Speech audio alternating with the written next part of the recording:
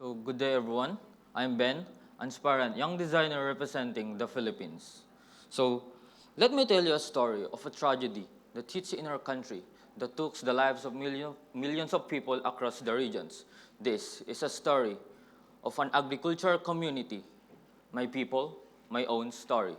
So, our worst case scenario that could ever imagine in the field of agriculture is when the crops are being damaged by unexpected catastrophe, knowing that Philippines is a typhoon-prone country. The fruits of sacrifices of every farmer suffering from intense heat and floods at the time of harvesting will be totally vanished in just a single glimpse of eye. Rice is one of the basic commodity of every Filipino in daily consumption, but one of the misconceptions in rice farming is revolving only on in planting and harvesting process. But when we put it into an innermost aspects of its production, there's a traditional method that is occurred on streets known as bilag. It is a Filipino Ilocano word which means to dry in an intense heat from the sunlight. But people don't notice that there are micro problems which affect the consideration of food safety. Instead of using the road as a carriageway, the other side of a road is utilized as a normal setting drying area, which results to traffic congestions and all grains are scattered into one place to another. As the weather condition changes, the farmers struggle to collect the rice grains when there are unexpected typhoons. Therefore, the recently dried grains are being wasted that could lead to post-harvest loss. It degrades in both quantity and quality of food productions that affect the nutrient composition and acceptability. According to data, there's a huge amount of rice grains that are being wasted in each year, which involves in this following process. When we say post-harvest loss, it is not only the loss of rice grains, but also the loss of livelihood of every farmers. Because we all know that rice are also similar to humans. They need a gathered safe space. So applying this design consideration with application of UN SDGs in order to design a prototype rice drying structure that serves as a gathered space paradigm and inspiration to the farming community. And it signifies that there's a wide range of architecture that we can be able to study in just a micro context of rice. So at the northern part of the Philippines, there's an upland town that has rich in agricultural rice farming. The site is situated at Suyo, Ilocos, Philippines, that is accessible by land transportation north from Metro Manila. It is bounded by hectares of rice fields, mountains, and a river, and complete access to natural resources, such as the irrigation system with channels to the rice fields. So the spatial organization of the site development plan illustrates uh, the convenient access to its facilities, creating a focal point which is the farmers center with its adjacent building clusters, such as the trade center, greenhouse, the observation tower, and the utilities, and creates symmetry and balance. The floor plans consists of processing spaces, utilities and services, retailing spaces at the ground floor and second floor, and farmer spaces at the third floor and roof deck. So for building sustainability, the stack effect at the central atrium creates an advantage to create a free-flowing natural ventilation in order to provide energy efficiency. By sustainable building materials are also used in the building structure to make it more authentic and organic by the use of alternative construction system since the structure is designed in a prototype approach. So upon walking leading to the entrance, it will be greeted by the living atrium consists of the aeroponic plantation system. So it serves as an iconic centerpiece at the central atrium. So the rainwater harvesting system is also integrated on the structure, and it provides controlled mistering process to supply the aeroponics downwards. And a water catchment canal is located at the ground floor.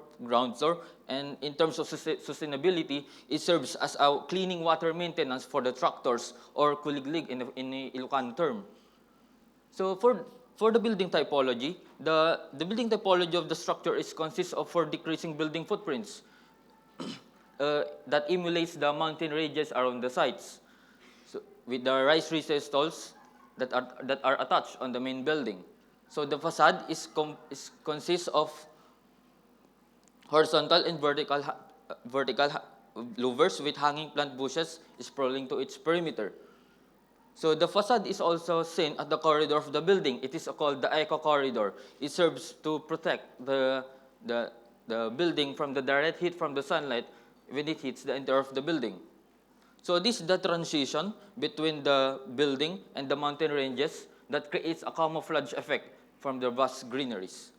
So at the ground floor, a tractor parking area is located, and it serves as the farmers' local transportation and a rice milling that initiates to process the unmilled rice to milled rice, and a research and laboratory to ensure the food quality inspection before it will be sold to the public.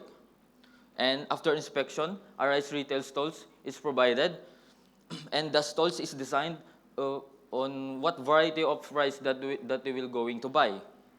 And the farmers center or the lecture hall, it is called the gathered space for the farmers for seminars in order to have awareness in terms of rice production. And the incorporation of the recreational spaces for the farmers, and it is designed based on what the environment they have. So drying of rice is not only the main concern, but also a type of plantation method as an innovative solution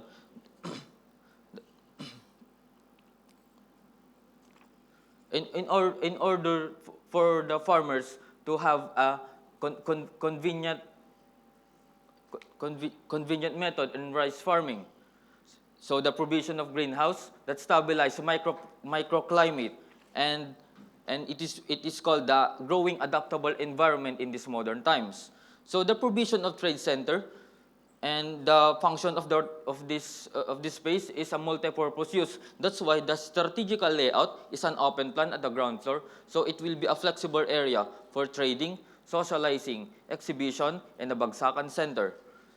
So the linear curve open plan layout at the ceiling, it serves as a light projection, and it is designed to reminisce the dedication of the farmers. So as we go back on the major part of this project, majority of people preferred the modern way of rice drying in different types of machines, wherein the traditional process has already forgotten. So what will be the innovative solution? So the drying experience in greater height signifies the design approach from horizontal development to a vertical space solution. So and the observation tower is an underrated architectural structure. So the minimal function of the tower will serve and transform into an iconic design that is replicable in any site locations. So the new space paradigm of pagbilagan, or the sun drying area in vernacular term, will be structurally integrated to a single-use tower to attain a multi-purpose use while achieving a diverse view from the rice fields. A dual-purpose design that could help the farmers to attain a food safety space by converging between the field of agriculture and architecture.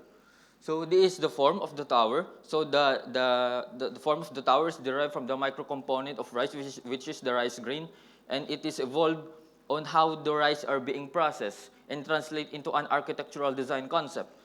So this is the half radial road pattern. As we go back on the site development plan, it illustrates the half radial road pattern to strategically lay out the tower clusters on the south side portion of the site. Since we all know that Philippines is a tropical country, which the south side portion receives a huge amount of direct sunlight for a faster drying process. So these are the transition services footprints to deliver the rice sack from the main building to the tower clusters. And this is the structural framework of the tower. So I use cantilever.